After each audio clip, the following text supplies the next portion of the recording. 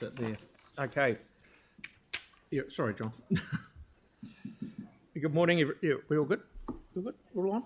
Yep, thank you. Good morning, everyone, and welcome to this week's information workshop. We only have one workshop item today, and that's an update on the Port Hills fire recovery. Before we start, a quick reminder that while this is a workshop which is open to the public, it is for staff to provide information to elected members, not a forum for debate or decisions. It is also not a forum for the public to provide input into decisions or bring other matters to the attention of council. If a member of the public would like to provide input, please talk to a staff member and they can help you in any way they can to help you have your say. We've received a number of apologies today, and also we've got a number of councillors on Zoom. Now I'm going to miss some here, I can see this a mile away. Councillor Goff, Councillor McDonald, Councillor McClellan, Councillor Fields, Councillor Cotter, Councillor Scandrett is also on Zoom, Councillor Harrison Hunt, Councillor Donovan, and Councillor Peters, an apology for lateness, and Councillor Moore. So what you see is what you've got today. Thank you for tuning up. So, three of them are on a plane coming back from Auckland. They were at a course yesterday, so I know where those three are. So do I have to move those? No. Okay.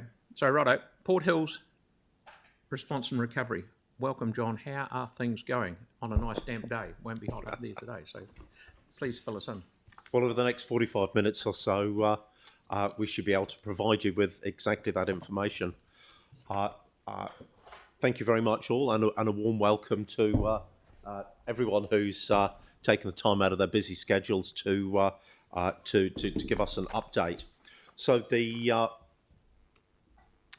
purpose of this morning's session is to update the council on the response to and recovery from the 2024 Port Hills fires.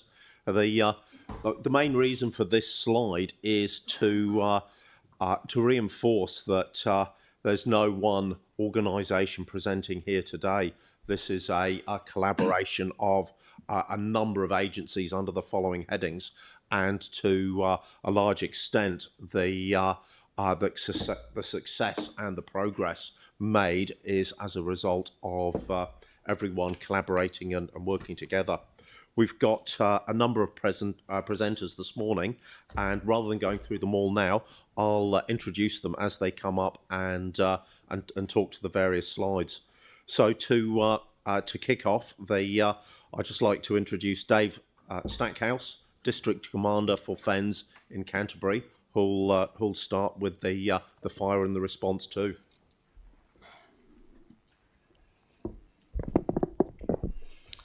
Good morning. Right.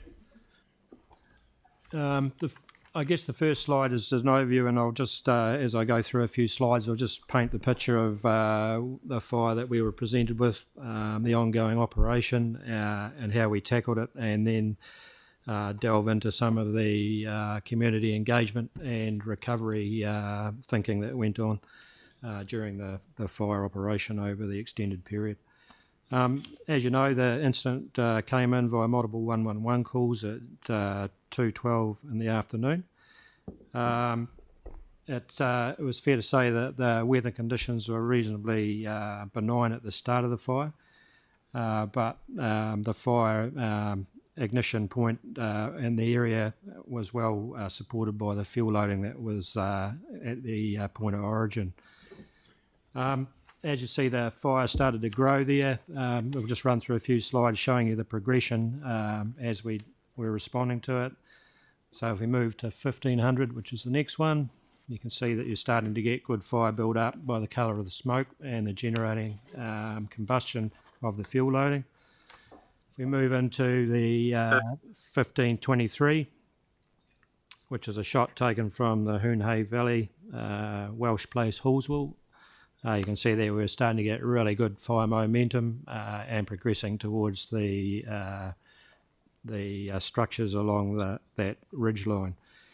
At that stage, there was quite a lot of pre-mobilising occurring. Prior to the Port Hills fire, we'd had significant fire activity in North Canterbury. So the mantra was to ensure that we had all fires that were hit with a significant response and what we called an enhanced response, which was both from ground resources and air.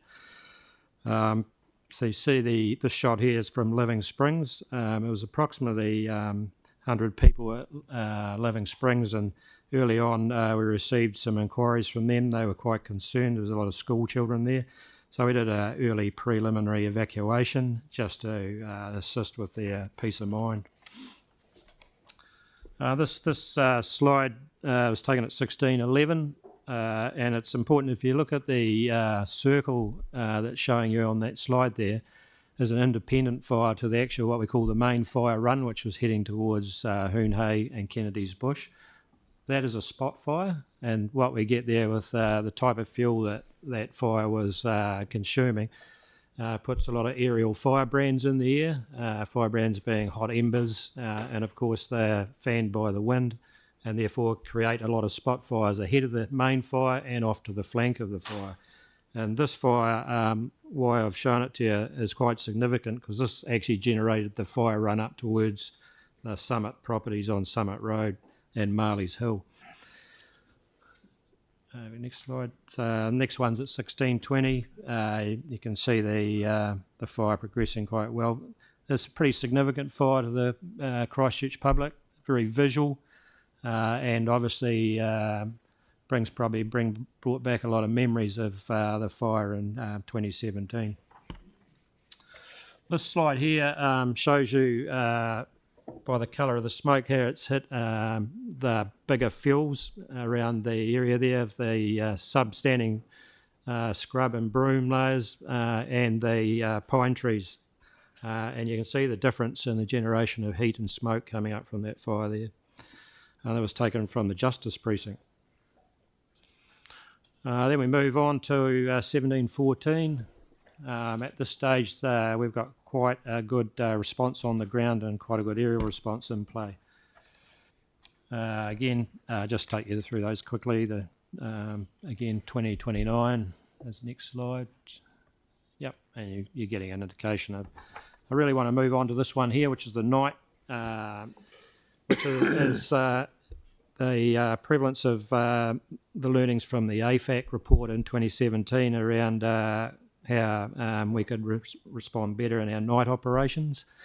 And as I said, our mantra during the evening prior to the actual night shift coming on was to actually continue the suppression with significant resourcing.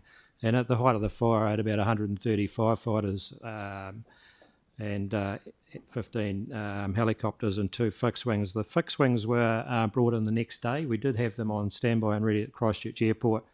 But we decided that the priority would be retardant drops the next day on some of the flanks to try and help us there. But significant work went on during the night, which is something that we've been training for and preparing for and doing. As I said, the fires in North Canterbury given us an example of how we had mastered that art, if you like. And the idea was to bring in heavy machinery and cut in and secure the Worsley road flank and try and put a break in through to Dyers Pass Road from Worsley Spur, which effectively anchored that off and protected the Christchurch Adventure Park as best we could. That was completed by early morning and there was some really good work completed by the staff overnight. The significant threat and burning up through the Summit area where those properties were. And unfortunately, in the aerial reconnaissance that I did late afternoon, we misidentified a structure which looks like containers or sheds to us, and I prioritised firefighting assets around the known houses, and it turned out to be a container house. So that is the one that we lost. That's the only structure that was lost. If we go to the next slide. This is a good slide. It shows you the fire break that I just mentioned earlier and the night operations. Obviously, operating night brings significant risk, and it's something that required us to have quite a significant safety plan in play. There's quite a lot of hazards at present, obviously, with heavy machinery and firefighters operating with limited visibility in that terrain. The slide on the right there shows you the backing fire that we ended up having and suppressing that night, and you see that the fire behaviour is quite benign as it came down and tracked into that fire break. I guess just quickly, the main break was about 1.4 kilometres in length, and the Worsley to Hoon Hay Valley we put a 900 metre break in. This fire is what Christchurch public would have viewed on the morning of the 15th, and there was still obviously a lot of work to do, a lot of concern from residents. The main efforts for fire suppression was to carry on the aerial attack supported by ground forces and heavy machinery, and also start to make sure the fire retardant lines were in play, which is ammonia sulfate basically, which restricts the fuel and starves the fuel from the fire basically. So it's quite a good method of attack and quite cost effective for us using fixed wings as opposed to helicopters. If we move into the next slide, which looks at the Christchurch City Council attentive system, I just wanted to talk about this with you briefly because it's, and I think we've got a video there, it's a really a great initiative that's been employed by Christchurch City Council and Selwyn District Council. It provides excellent on-site and real-time intelligence to us, amongst other things. So it's a particularly good tool for us as firefighters, and also provides good, accurate weather readings of particular sites there. So I guess I think we've got someone in the audience here who can talk about the Altesa system if you want any questions on that. This is actually two shots, I think, from GIS mapping from council, which just shows a sort of an oblique view of the fire.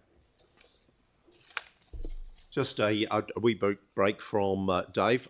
Keegan Huckleberry from our civil defence team will just talk to some of the environmental impacts. Keegan. Kia ora everyone. As covered in some of Dave's earlier slides, the fire perimeter was 24 kilometres and covered about 650 hectares. About 28 of those hectares was council reserve area. Of this council reserve area, about 12.6 hectares had a mix of native plantings and natural regeneration. As Dave previously said, there's about 2 kilometres just shy of fire retardant lines and about 5 kilometres of fire breaks up in that area. Point to note is that those fire breaks will contribute to soil erosion and water runoff, and I believe there's a photo later that shows some of the impacts of that. Some further impacts, so grazing land for stock along the Port Hills was significantly impacted, as well as the Christchurch Adventure Park having to close. Unfortunately, the Attentis video didn't play, but it showed a really good shot of the Christchurch Adventure Park and how close the fire got to a lot of the structures there. We can circulate that Attentis video later if anyone is interested.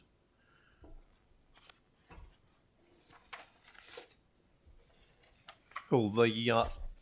Our head ranger for the Port Hills, Paul Devlin, is in the audience. So if councillors have got any questions on other aspects of the environmental damage, Paul's available to answer those at the end. Returning to you, Dave. Thank you. Just going on the theme of the technology that we used at this fire to assist us in our operations. The two main ones are Fire Mapper, which is a tool we now use so we can get up in the helicopter and accurately map the fire quickly, which is then passed on to our sector commanders and our incident control team and incident management team, which provides real-time mapping of the incident. It's also really useful as we suppress the main fire because we can use it at night with our drones to establish hotspots. Hotspots have a habit of reigniting and causing us concern. You can see there as an example of one of them. And you can see when I put the tick camera on this, you can see the cracking of the orange ash there underneath.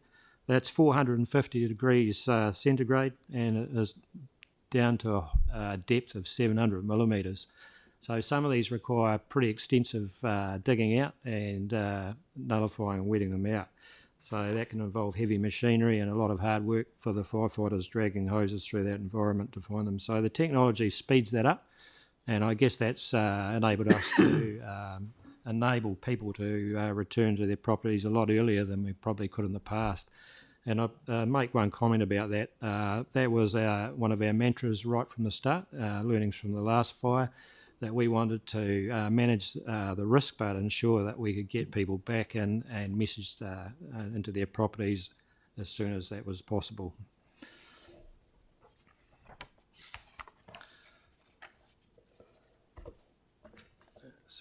So that's just looking at the Telstra system again. So I think across the Adventure Park area at the time, there were 5 sensors operating. And I'd just like to say that we had a couple of temporary systems in play as well that were very useful. And post-fire, we appreciated the deployment of the portable towers across the Port Hills for Sail GP, which also provided real-time intelligence for that. So again, I can't stress how useful they are. We've also got systems at the Bottle Lake Forest as well. Next slide, thanks. I'll probably briefly touch on the media and public information. As I said, that was pretty important to us. The last fire, there were a lot of learnings about communicating with the public, ensuring the messaging was correct. People see their houses endangered on TV. They want to know what's happening. So I put a lot of emphasis on our team being able to provide that information. And I also like to congratulate the Civil Defence team once the early declaration was made, and the mayors for making that. It was quite good rapport and messaging through the combined media conferences. So that actually made our job at the front face a lot easier, so thank you for that. There's an example of the 2 EMAs that went out, one from Foreign Emergency and one later from Civil Defence. I guess that there's only so many characters you can put in an EMA, so it's important to get the messaging as accurate as possible so that the public are well informed and can do the right thing and evacuate the areas of risk. I'd like to just pass on to Keegan again to talk about some of the aspects of public information management. Yeah, as Dave said, the public information management in this response was excellent. It was a joined-up approach across FENZ, Christchurch City Council, Sound District Council, and Canterbury Regional Civil Defence Emergency Management Group. Everyone was saying the same stuff, delivering the correct messages to the people that needed it, and having that kind of single source of truth was a celebrated success. There were multiple community meetings held at Te Hapua for affected residents. There was a joined up effort again between FENZ and Civil Defence. There were regular media stand-ups by the Mayor, the Controller, Sound District Council Mayor, FENZ and Police, which is exceptional. Thanks to the Mayor for delivering those key messages to the public. It's really appreciated. There were lots of social media posts, Facebook being the primary, and as I said before, the joined up response, it was largely reposting each other's, by each other's being the agencies involved in the response, social media posts, as well as sharing Newsline blog updates. You can see at the top there that the rolling Newsline was used as a rolling blog with more than 20 updates.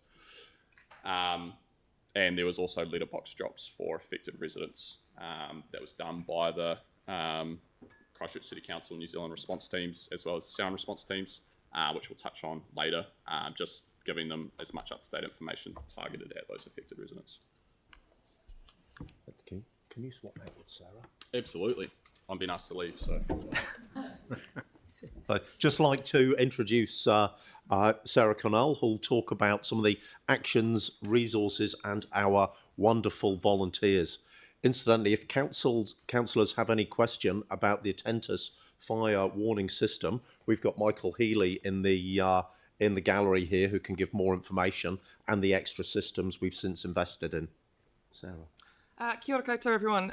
So I just wanted to start off by saying that there really was an overwhelming willingness by the wider council staff to support this response. The CDM team is quite small, and it is really critical for us to be able to pull on additional staff that are trained and committed to helping. So kudos to them. Regarding the CCC staff and EOC response, at around 3 p.m, CDM staff moved into the Emergency Operations Centre at Justice, started what's generally referred to as a warm start. So we knew that there was the potential for the event to escalate, so we started to focus on enhancing our situational awareness, gauging availability from wider council staff to come in and help us, and thinking about what our key priorities were likely to be. A key welfare task was around establishing that civil defence centre to Hapua, and the intention of this was to create a safe space for impacted residents or concerned people to come in and access information. And I'll talk to the accommodation effort in a later slide. 15 park rangers were tasked with providing, again, that situational awareness across the Port Hills area, and also with the direct involvement to the firefighting effort as well.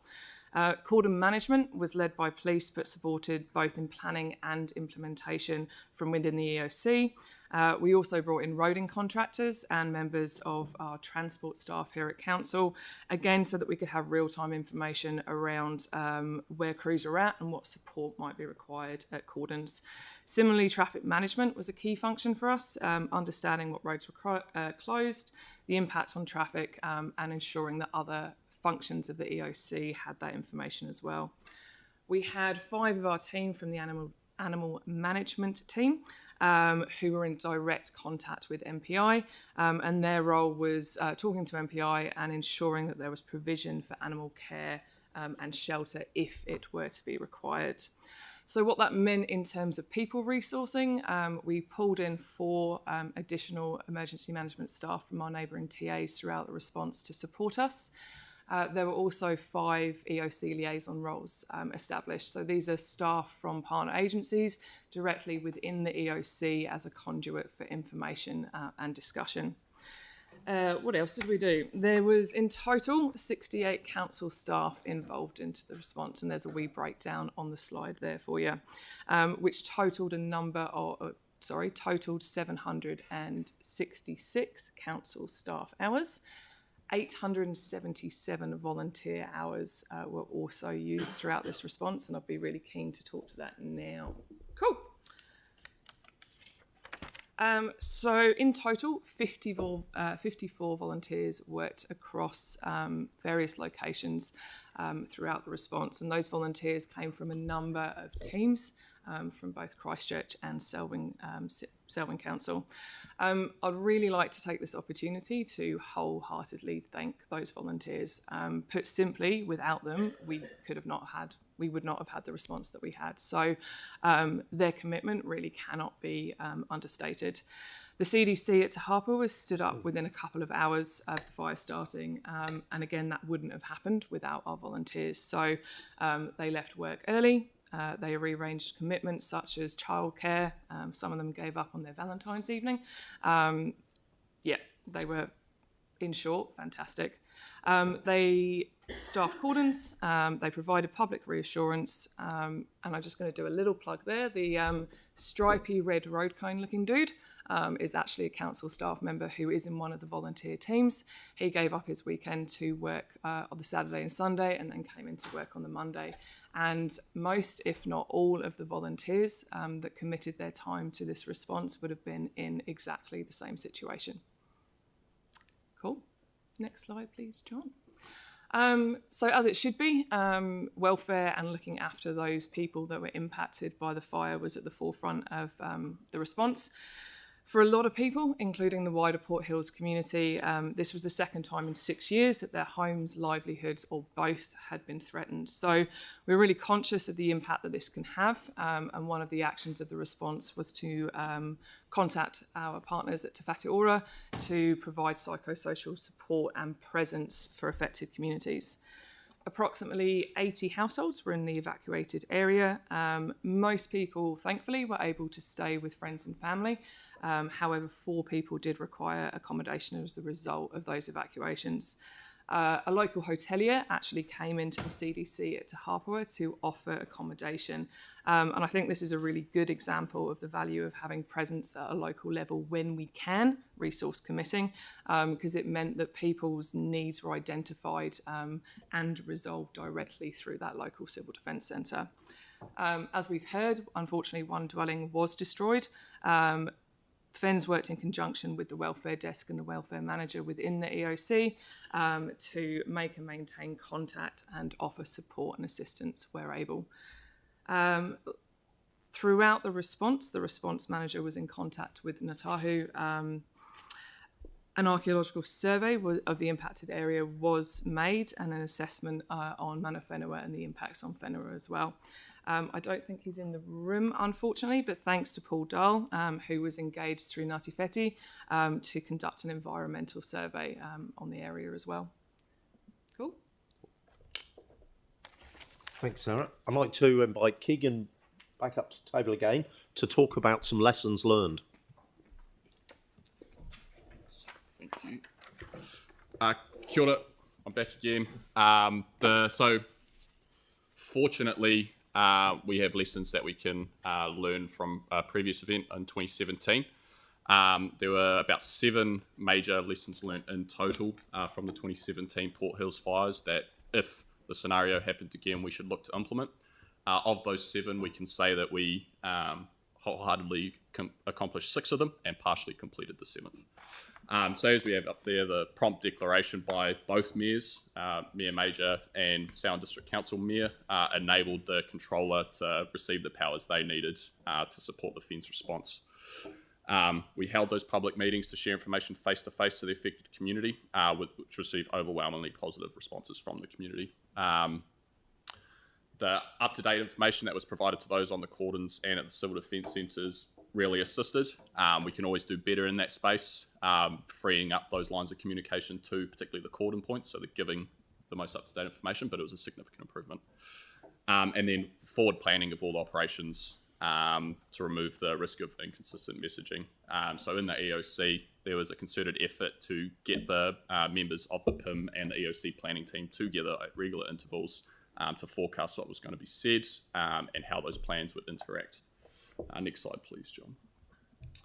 So social media was absolutely embraced, and big shout out to Katie and the PIM team for smashing that. It was one less thing that the EOC leadership had to worry about because they did such a good job. And then the Christchurch EOC volunteers, so that's our staff that come in and support us in the EOC, have been receiving regular training, both in their functions and general EOC conduct, but in emergency management procedures as well, and that really showed. There's still a lot more training that needs to be done for council staff in this space, but the level of knowledge they had was a great foundation to then launch from, and the willingness and keenness from all staff that came in was incredibly admirable and made the whole response a lot easier. And then that last one there is our only partial one, and that's setting up the affected residents register as soon as possible and prioritising communications with them. So it's only partially completed because it was not done as soon as the kind of event began and the EOC started to be stood up. And because of the risk to life and property, the affected residents were evacuated via the EMA prior to us being able to have any other place for them to go to set up that affected residents register. However, subsequently at that civil defence centre, that was the place to receive information for those affected residents, and we tried to establish an affected residents register there. And then going through subsequently into recovery, there's an affected residents register where they've been communicated with. So not completely ticked off, but a decent effort towards it, and we'll improve on that in future responses. And then also from this event, no event is ever perfect, but this one was pretty good, but there are still some lessons learned that we can glean from it to make us better in the future. So some areas for improvement, I will say the majority of these are already being worked on or steps put in place to move towards rectifying them. So the internet connectivity in the Justice and Emergency Services Precinct EOC could be better for Christchurch City Council responses. So there is a large suite of internet connectivity in there, but there is no council EOC in there. And so when council staff are bringing in their laptops and IT devices to assist in that response, we have to use essentially a public Wi-Fi server and then go through our VPN system with Citrix, which slows it down. It's not a wall stopper, that's not the correct word, but doesn't end the response, but it does make it significantly delayed and a bit more challenging than it needs to be. So we're already putting steps in place to rectify that. Key response staff, short notice availability. So these are our key kind of technical SMEs like GIS, IT, stuff like that. They're very busy already. And so getting that specialist knowledge in quickly was hard, but then also some of our EOC function staffing, particularly I'll use the response manager as an example. We have some really good and capable response managers with a lot of depth. However, they're also really good at responding to fires. So Paul Devlin, Warren Hunt, just to name a couple, are our response managers as well, but obviously they were involved in the Port Hills response, either coordinating the air attack or being firefighters on the ground. So that shortened up our pool. Thankfully, we have the support of our neighbouring districts and TAs that came in and backfilled those gaps, but we can do better there internally. The specialist skills overview. So this one's probably sits across a lot of responses, but having a list of all kind of council staff qualifications, be it in Hybris, IT, GIS, a list that we can just pull upon, and if there's a particular response or problem that needs solving and there's a specialist skill that would help to solve that within council, we have a list already there that we could pull upon. So we don't have that yet, but again, we're moving towards receiving that. And then lastly, incoming response staff knowledge of CDM procedures. So I talked to it before saying how it was good. It is, but it could always be better. And because of some turnover in recent years, there are some people coming in that don't quite have that level of knowledge that may be required. Again, we're addressing that, but particularly external staff coming into our EOC, knowing our processes and the way that council does it. So again, we're working on that with induction packs and kind of a EOC quick reference guide for Christchurch City Council. That's the areas for improvement. We're now moving to areas for sustainment. So the stuff that was really good and we want to see continue into the future. So that commitment and adaptability of staff. The Christchurch City Council staff that came in were excellent. No challenge was too tough for them. They got stuck in regardless of their confidence levels. If they didn't know how to do something, they mucked in and figured it out. So that was really awesome, and want to see that again and just take another moment to praise that commitment of our staff. It's been talked to heaps already today, but again, that multi-agency collaboration was excellent, particularly in the PIM front. That is going to be sustained into the future, and that's one of the benefits of having all of those agencies at the Justice Precinct right next to each other is it facilitates that collaboration. And then lastly, the external surge staff. So shout outs to Waimakariri, Ashburton and the wider Canterbury region supporting us when we needed them and providing external surge staff in to backfill our areas. This needs to be a reciprocal thing, so when they are experiencing shortfalls, we will repay that favour and provide surge staff to them when they need it, but that was excellent. I think that's it from me. Thank you, Keegan. I'd like to take the opportunity to talk to the recovery for a few minutes. So the recovery essentially exists from, kicks off during the response period, and we like to think it ends when we morph, when we transition into dealing with some of the longer term issues through business as usual. We've put a copy of the recovery plan in everyone's seats.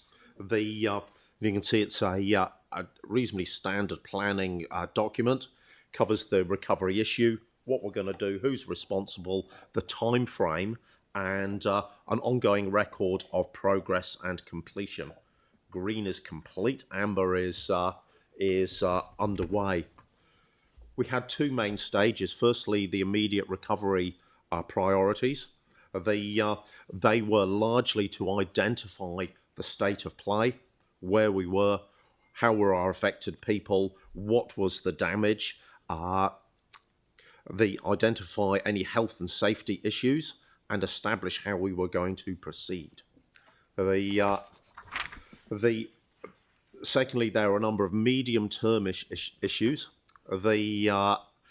One of those was identifying people and offers of help.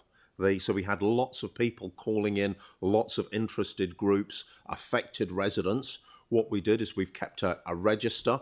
So all the societies, groups, concerned members of the community, we have them logged down. And when there's an opportunity for them to contribute to the longer term recovery process, they will be available to do that. I guess a couple of key issues in the recovery.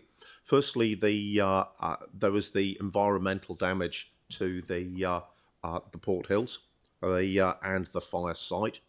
So immediately an environmental sector group was established to look after identifying some of the immediate risks. One of the main immediate risks was, and we'll talk to this a little later on, was a heavy rainstorm washing the contaminants from the fire site and sediment down through our drainage basins into our river systems. That was, apart from the effects on people, local residents and their safety, that was probably the major concern. So the environmental sector group, we engaged with council's park rangers and Three Waters to investigate and undertake a solution, which we'll cover in the next slide. We also identified an issue with the longer term use of Worsley's and Kennedy's bush tracks. At the moment, they're potentially open to vehicle access. That was identified as a risk. So that's an area that, whilst it won't be closed out in this recovery process, it will be referred to the council's transport teams and the local community boards for consideration in the long term. The recovery will close out with a thorough report identifying all strands of the recovery, where they are, what's being included, and what is being referred onto further processes.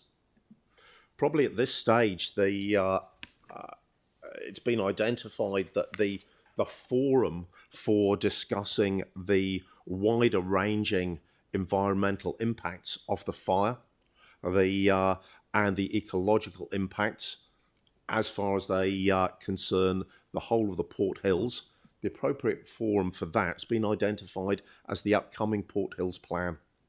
The parks planners aim to engage with firstly with the three local community boards, Waipuna, Waihoro and Banks Peninsula, to seek their views, their consideration on the scope before bringing the draft plan scope to council for further consideration. So that was considered the long-term forum to bring all those with an interest into a place where these issues could be discussed and thoroughly addressed.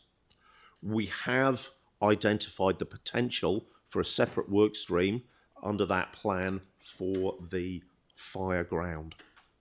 And again, we can answer more questions on that at the end. Dave, I'd just like to pass back to you for... Sure. As mentioned, recovery starts as soon as the fire starts, basically, for us.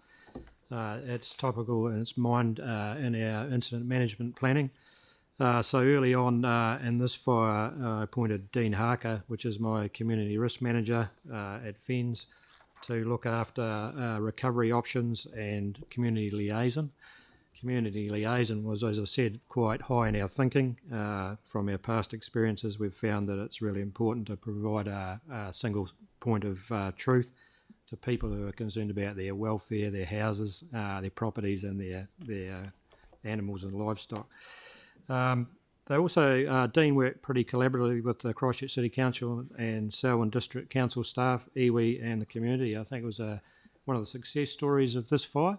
And it's something we've been looking at in our post-incident debriefs recently, just held last week.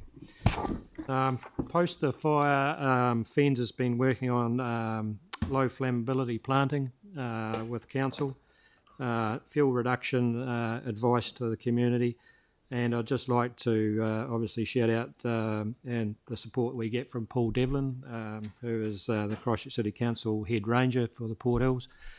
Tremendous asset you've got there to work with, and he's also one of my air attack supervisors, so he's a very talented chap, so make sure you hang on to him. Finally, just like to acknowledge everyone who participated in this fire, which I think was a very good result with only the one structural loss. I think it could have been a lot worse if the response hadn't been as good as it was. And I'd also like to congratulate our emergency services partners, our police, St John's and other services who assisted in that response. I think it was a really good community effort and a lot better than the fire in 2017. Thank you.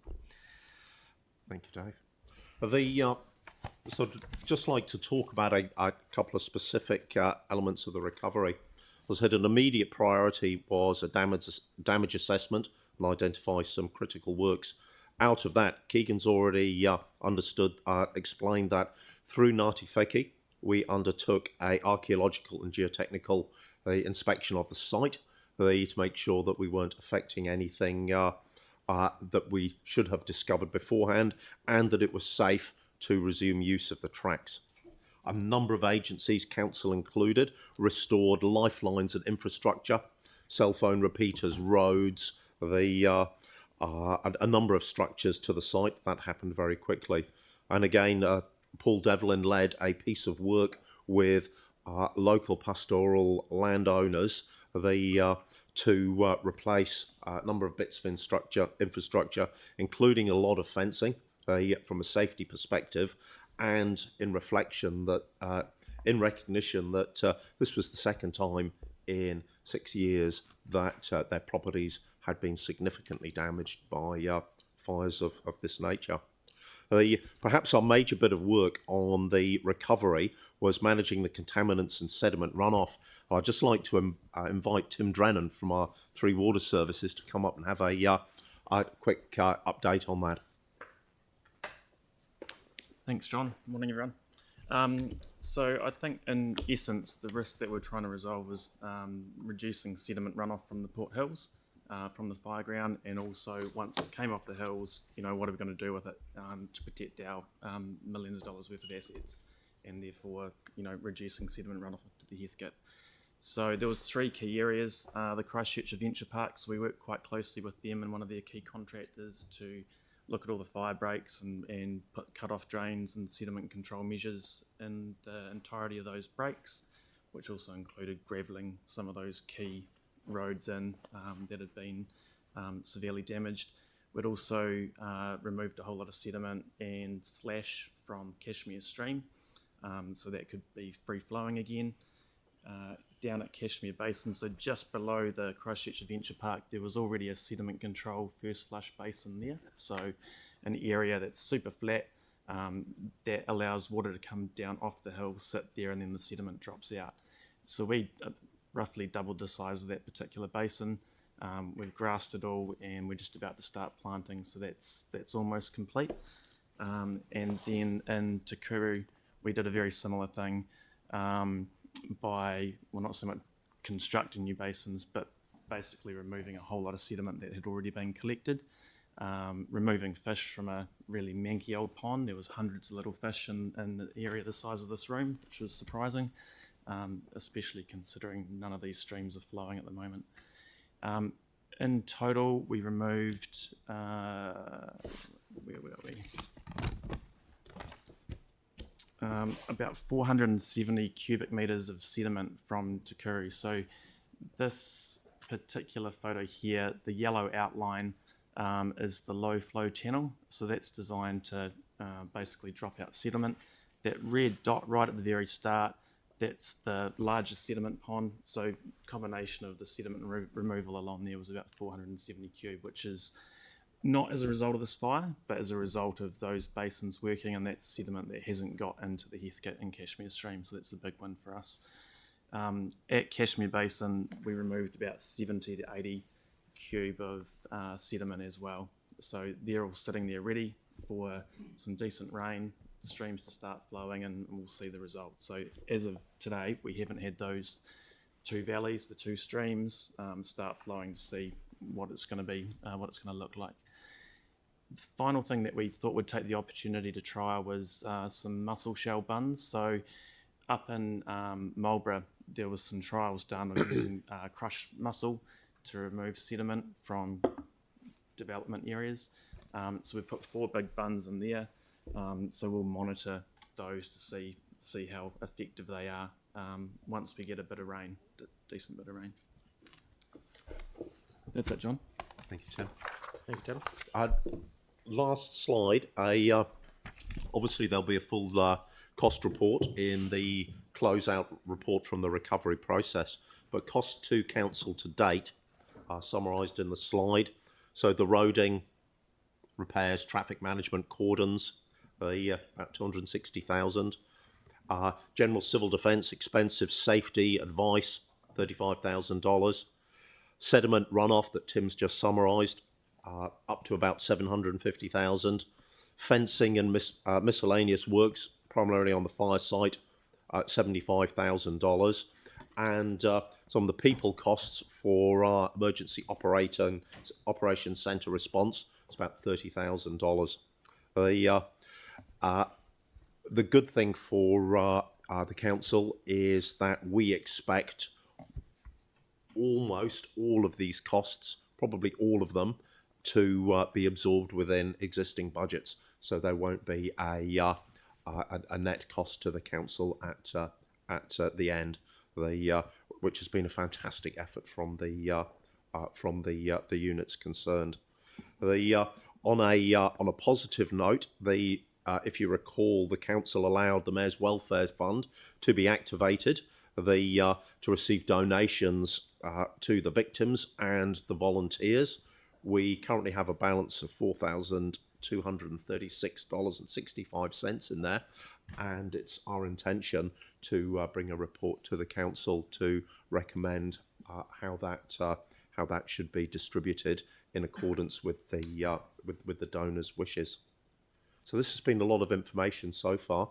We've got the opportunity, with your permission, Phil, for a few questions. We've got a large cast, and just before we hand back to you, Mayor Phil, I'd also like to express my gratitude to everyone that's assisted, the multi-agency team, to Dave and his fantastic team, the Christchurch City Council staff and volunteers. It was a well-rounded effort, and we're very pleased to be presenting it to you today. So over to you, Mayor Phil. Yep, fair enough. Aaron, please. Yeah, I just got a couple of real quick ones. Firstly, on the fire, can we talk about that, and do we know? Because they don't normally start themselves. Dave, it's probably for you. No, they don't. And there seems to be, coincidentally, a number of fires in rural areas this summer. That's correct. We have a large number of fire causes. Recently, I've just removed the prohibited status for Canterbury, and I'd earlier gone to restricted for parts of Selwyn to allow fire management as a tool, which is the stubble burning from farming. There's been a variety of causes for those fires. Some of them have been escape burn-offs, some of them have been malicious, and some of them are yet to be determined. This fire is still under investigation. It's active by New Zealand Police, who are lead in this. My fire investigation team are tasked with finding the point of origin and tracking the fire runs on that point, obviously to give a description of the actual location where the fire was started and what ignited, and then identifying the hypothesis of how it started. So they are probably 3/4 of the way through that process and are very much guided on where the New Zealand Police want to go with it from there. So it's about all I can say on that at this stage. Then the next one is on the one lost property, which obviously you guys don't want to lose any. In the system, is that a registered house that you're told by us, hey look, you can see the house line, but we've got a couple stray ones. Do you get that information? Not really, And no. do we even know it was there? No, I didn't know it was there. I did an earlier reconnaissance in the afternoon once, just prior to getting situational awareness before I took over the fire from the incident commander who was in play before I arrived. That was get a viewpoint, discuss strategy and tactics of the fire and where our pressure points were. Obviously the houses, life risk first. Yep. That house is a container house. It looks like a shed from the air. I directed resources to sit on the main properties that we identified. That's why we missed that one. My apologies to the owner of that property, but I'm not perfect. So, It'd be interesting to know whether our system can identify any properties like that. So you're given a heads up to go, that's actually a dwelling of some sort or someone lives there, whatever. Yeah. And then the other one is, do we, and this might be for you, John, do we count the carbon emissions of fires? Like, because that then, obviously, if we're going to carbon zero, has an impact, but it also can trigger more planting of the non-burnable matter because we go, well, if we have a bushfire every second year, these are our emissions, so that our behaviour becomes that to counter that. I can't answer your question. I'd need to go back and find out, and we'll get back to you. Okay, cool, thank you. Thank you. Kelly? Thanks very much, gentlemen. It gives me great confidence. It seems like an amazing response, and sort of seeing it up close like this is really, really interesting. And obviously, it's very comprehensive. Sadly, you guys are getting really good at this. My question is, now that we've had a couple of fires, you must be seeing things that we can do to be the fence at the top of the cliff rather than the ambulance. There must be aspects of the plantings, etc., that could be improved to avoid that. Obviously, things like fire breaks, and there'd be issues with those. But yeah, I'd be really interested in hearing how we avoid this happening again in a few years, and what we're doing, putting in place to ensure that that doesn't happen. Yeah, that's a very good question. I'll introduce Dean Harker, who's been working on that with my team, and then council may have a response as well on that. Dean? Morning, everyone.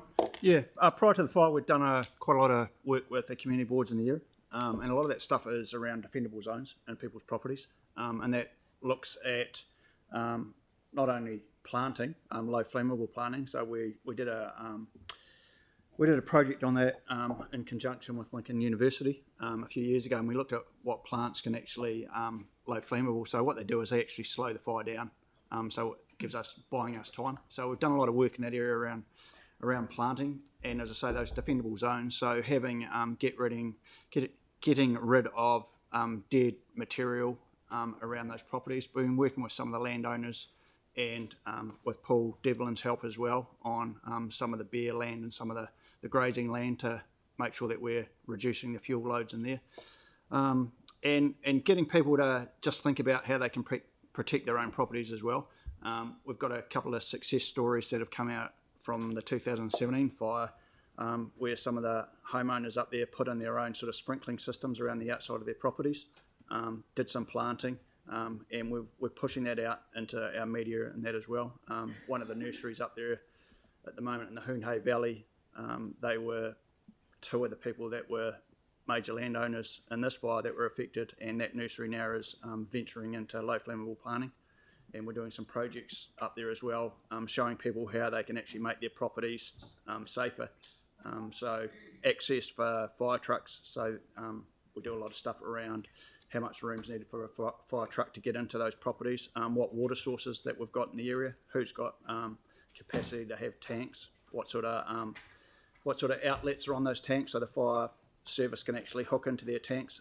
So we're sort of getting people to take a little bit of responsibility in their own properties of what they can do to actually stop it, and to be aware of when they're working, especially when we're in the dry seasons coming into summer, when we're moving into our restricted and prohibited times, is limiting the access of what they're doing that can actually cause an ignition. So, any sort of hot works around any of that dry stuff, as they don't do it. We have our hot fire days at the moment, where we put a lot of messaging out to the public and other businesses about what times of the day they should actually be doing any sort of hot works or what days they shouldn't. So, you know, like if they're going to be looking at mowing or grass, cutting their lawns or using a chainsaw, certain times of the day they shouldn't be doing that. And having probably some services around or equipment around that if a fire does start, that they can put it out quickly. So if they are actually doing any work, that they do have a method of actually putting that fire out. So a lot of readiness type work we're really pushing at the moment to make people prepared, and we're doing that in conjunction with the councils and that as well. We're looking at doing some planting projects on the Port Hills themselves.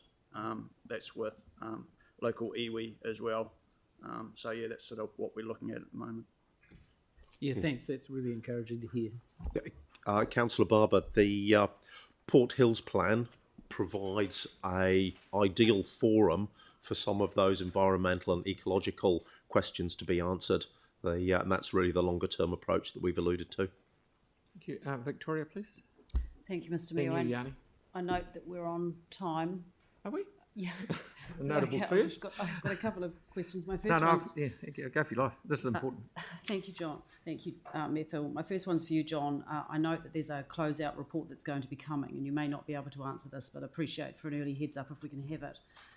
Mentioned that there were some areas for improvement, and particularly mentioned that there was some more training required for council staff in relation to EM procedures.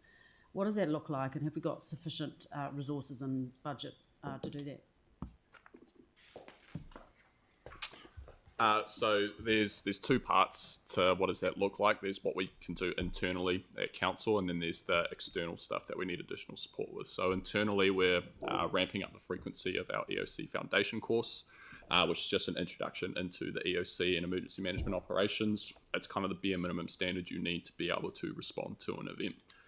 Then there is additional works in collaboration with ourselves and the wider Canterbury CDM group about the different EOC course advancements. And so currently, once you do the EOC foundation course, which is internally facilitated, you can either do, you could do any one of the function specific courses, which is called an EOC 3 course. And that's externally facilitated by Emergency Management Training Centre, MTech, where you can go off and learn specifics about that. But that's aimed at the function manager sort of level, so a leadership level within the EOC. The key step that we're missing is that in between, the EOC 2 course. But there is a work stream in development, or currently working towards figuring out what that EOC 2 course looks like between all of the Canterbury TAs and the Canterbury CDM group to bring that online pretty quickly. And then we're really pushing for council staff to use online e-learning to further their knowledge of emergency management. So there is a NEMA run website called Takatu, which has a bunch of e-learning, as well as advocating for the reading of CDM wider material, such as the Act and the National Plan and stuff like that. Councillor Henstock, we have done an end of May 2024 budget forecasting exercise, and we anticipate we'll have the budget to carry out any necessary training. It's really helpful, thank you. Sorry, I've got one supplementary to that. In relation to costs, John, appreciate your cost report's going to be coming. I understand that there were funds collected by the Christchurch Foundation. Can we just make sure that we're incorporating that into your cost report? I'd like to see that money's understand how and where that fits in. Yes. My last question then is in relation to comms, and I'm really delighted to hear that we had excellent communication. So congratulations to everyone that's been involved in that. I'm keen to understand how the public behaved, and not so much those who were immediately impacted by the fire, but the rubberneckers. I haven't heard anything about that. How did the public behave? Is there any further work in relation to public education or any lessons learned in that respect? Thanks. Yeah, I mean, people were curious. It's a spectacle. It's very visual fire, particularly in the Port Hills. So it's understandable that people were paying great interest in it early on in the messaging from ourselves and New Zealand Police was encouraging people to stay away and allow us to do our job. A lot of heavy machinery, a lot of dangerous assets that can. So the last thing we wanted is to injure any spectators. So I think people got that message in the end, and I did notice a drop-off in spectators, particularly on day 2. So I guess that messaging worked mainly through the media and council as well. So Yeah, they are. It is a problem at all incidents we go to. When it's a visual attraction, whether it be a fire or whether it be a wildfire or a structure fire. They're particularly visual. They do attract people, and it's crowd management's part of our thinking and part of our planning. So. Oh yeah, thank you. Thank you. That's a really great report, comprehensive. I'm just sitting here a little bit nervous about what's happening outside with the rain, and mindful that we're keeping some of you maybe from looking at that. But there's like, what I'm taken by is just the improvement from the previous fire, but also, I guess the stuff that you're talking about in terms of being prepared, looking at risk mitigation, and I'm just wondering, is there a way that we can apply the lessons and the response that you've done for this to other things like flooding? Like right today, I'm getting really anxious with people in my community who don't have a register for flooding hotspots, for example, don't get direct text messages, maybe aren't getting messages around what to do to prepare for heavy rainfall or adverse weather. So is there a way that we can take the learnings from this, which is excellent, and sort of start applying them to some of the other types of issues that we get when it comes to natural disasters or, adverse weather events, or even, I guess the irony with the wastewater treatment plant fire, where we're told there's no money and we have to bring in special reports months later to get planning done. But now I'm hearing that all the planning here is funded through operational budgets and we don't have a budget issue. Well, I can talk to some of the first part of that question, not the sewage plant one, but the I guess technology, as I've mentioned in our slides, that helps. That's part of our risk reduction focus. It gives us that intelligence. If you've got good intelligence and good situational awareness, you can put a good response in. And it's all about that pre-thinking and pre-planning to the risk. So I think that's really good. As you've heard, there's significant training going on with council staff in the EOC operation. In fact, there was a real whenua exercise yesterday as an example for AF8 yesterday, which was a joint agency and joint council workshop that's going on throughout. So they are really good examples of pre-thinking and pre-planning for the risk. As an emergency services manager, you can't understate that enough. It's about being prepared and understanding what is going to happen, and then exercising it so that you're ready for the event when it happens. Because when the event happens, people react differently under the pressure, and there's always those side injects you get that you haven't planned for. And if you've done that pre-planning, those side injects can be managed better. Yeah. So the communities that I represent are not so worried about fire. Sure. Worried about flooding, worried about tsunamis. Yanni, we're talking about a Port Hills fire recovery thingy. Just try and keep it on. Okay. Well, then can I ask around the environmental stuff? Because it was good to get the kind of feedback around the interventions that were made at the time. How are we measuring the environmental impact downstream of the areas where we did put in, the sediment controls? Like, how are we measuring what's happening a lot further up the river? In terms of, we've heard what we've saved from going in, but I was quite interested to know how we're measuring and monitoring what the actual environmental impact of the fire has been. Yeah, I can't talk too much to that at the moment because effectively we haven't been able to sample or look at any sediment runoff because there's been none yet because of the weather.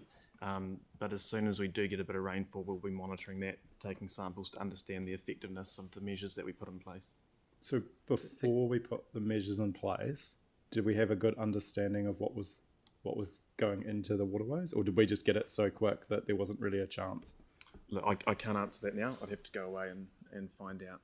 From a recovery perspective, this was an immediate risk which we needed to attend to.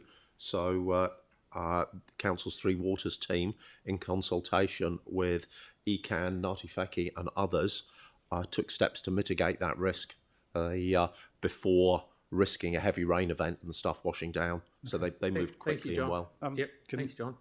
Last one, please, Yanni. On the training, just very quickly, wondered if elected members could be given the opportunity to do that stage 1 training and then do we haven't really heard much about the role of elected members in the response, so appreciate maybe not get an answer today, but just thought it'd be quite interesting. In previous events we have done some sort of assessment around what's the role of elected members, and that would be quite useful to know how we can upskill work with elected members. But I just want to come back to the budget. Is there going to be a report around the Port Hills plan, around the cost associated to doing it and how much it's going to cost? I can answer your first question around elected members training, potentially the EOC. Vegan, we'll probably want to come back to you on the elected members training and budgets, because there is some guidance on elected member role in civil defence and emergencies, and we'll refresh that and come out with a comprehensive answer. Just a little bit conscious of time. Thank you, John. You know, we are very conscious of getting time. Thank few you. We've cues. got a few more So the questions. budget? The budget for Port Hills plan, I'd have to refer that to the planner and the head of parks, and we can get back to you on that. Thank you. Sarah, please. Lastly, Sarah. Thanks so much. Two quick ones. Firstly, just on the recovery plan itself, John, you mentioned initially that this was kind of the recovery plan, but then you mentioned that there was actually a larger document coming. So it's similar to the 2017 one, probably not quite as long as that 71 pages, but for the actual recovery plan, not the closeout report. The document coming will be the closeout report. This is a smaller recovery plan related to a smaller scale incident. So the document coming further will be the closeout report, pulling everything together and mapping the way forward. Okay, thanks. And the last one is just actually on the on Attentus, the early detection technology. I know we discussed this at the time of the fires. We did have several already in place sort of at CAP. And you mentioned we've got some more in place now, and are we planning on doing that throughout the Port Hills? What I can say now, in the noting times of the essence, is we have 5 in place. We've committed to a further 3 immediately, and they're on probably a task for the Port Hills plan process to identify any more. Okay, so I'll just express a small amount of concern there, in that I think that I wouldn't want to wait for a Port Hills plan to be done before we were putting things in place, when it's probably a technical decision on where they're best used from smart cities and FENS, I would think. Hi, just a quick update. As John says, we've got funding for 3 more. At the moment, we're planning on the top of Worsley's Sign of the Kiwi and Bridle Path, and that's based on advice from FENS. So we're looking to get those installed in the next 2 to 3 months. So they'll be active pretty quickly, and we've got a temporary unit we can use tactically as well to put in high-risk areas in the meantime as well. And are FENS keen for us to have more than just those 3 new ones? Ultimately, yes. We're building a business case to go to central government, ideally, and see if there's any other funding sources to help, set up that network and continue to fund it longer term. Yeah. So could we please get some information actually for the long-term plan on maybe how much that might be if we chose to do it, rather than relying on others and external funding sometimes too, just how much it would cost. Thanks. Yep.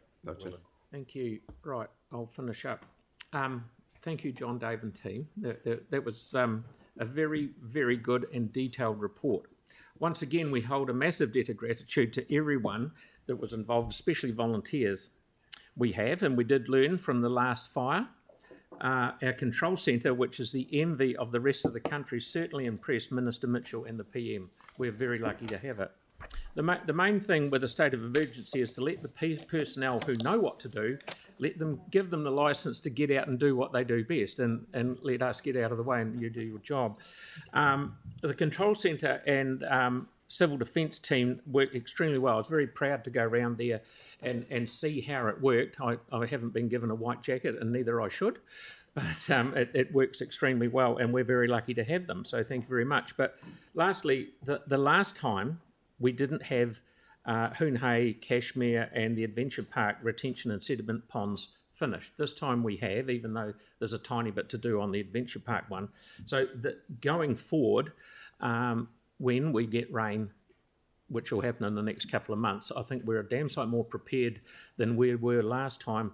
And with, as what Tim said, we're digging out hundreds of cubic metres of silt or sediment out of the retention ponds. That's what they're there for, is because it stops the going into the river and then into the estuary. So I think we're you're never prepared for a disaster because it could be happening half an hour ago and we don't know. But we're a lot better prepared than we were last time. So thank you very much for everyone for what you do. Very well done.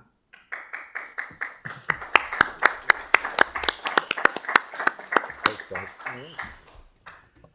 Thank you. So we're all good. So we will